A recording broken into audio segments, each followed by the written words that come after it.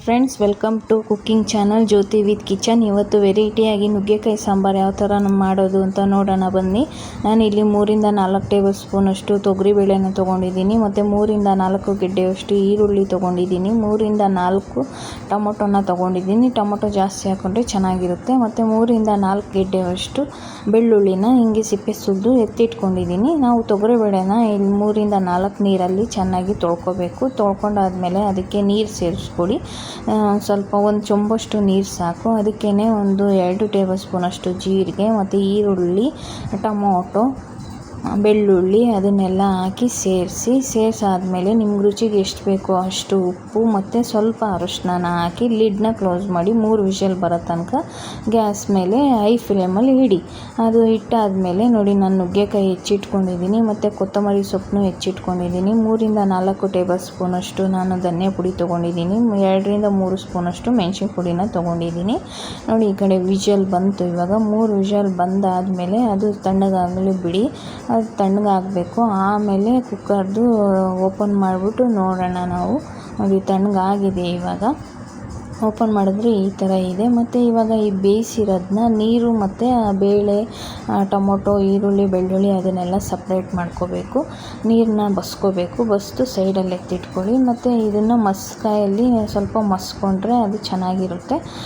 ನೋಡಿ, ಈ ಥರ ಮಸ್ಕೋಬೇಕು. ಸ್ವಲ್ಪ ಮಸ್ಕೊಂಡ್ರೆ ಸಾಕು. 3 ವಿಷಲ್ ಕೂಗಿಸಿದ್ವಲ್ಲ, ಚೆನ್ನಾಗಿ ಬೆಂದಿರುತ್ತೆ. ಅದು ಒಂದೇ ಸತಿಗೆ ಅದು ಸಣ್ಣಕ್ಕೆ ಮಸ್ಕೊಳ್ಳುತ್ತೆ. ಅದಾದಮೇಲೆ ಅದಕ್ಕೆ ಧನಿಯಾ ಪುಡಿ ಮತ್ತು ಮೆಣಸಿನ ಪುಡಿನ ಸೇರಿಸ್ಕೋಬೇಕು. ನಾವು ಕಟ್ ಮಾಡಿ ಇಟ್ಕೊಂಡಿರೋಂಥ ಒಂದು 1/4 kg ನುಗ್ಗೆಕಾಯಿನ ತೊಗೊಂಡಿದ್ದೀನಿ. ಅದನ್ನು ಅದಕ್ಕೆ ಸೇರಿಸಿ, ಕೊತ್ತಂಬರಿ ಸೊಪ್ಪನ್ನ ನಾನು ಸ್ವಲ್ಪ ಒಂದು ಹಿಡಿಯಷ್ಟು ತೊಗೊಂಡು ಸಣ್ಣಕ್ಕೆ ಹೆಚ್ಚಿಟ್ಕೊಂಡಿದ್ದೀನಿ. ಅದನ್ನ ಬೇಳೆದು ನೀರು ಸಪ್ರೇಟಾಗಿ ಇಟ್ಟಿದ್ವಲ್ಲ, ಅದನ್ನು ಅದಕ್ಕೆ ಸೇರಿಸ್ಕೊಂಡು ಇಲ್ಲಿ ನೋಡ್ಕೊಳ್ಳಿ, ನಿಮಗೆ ಉಪ್ಪು ಖಾರ ಸರಿ ಇದೆಯಾ ಅಂತ.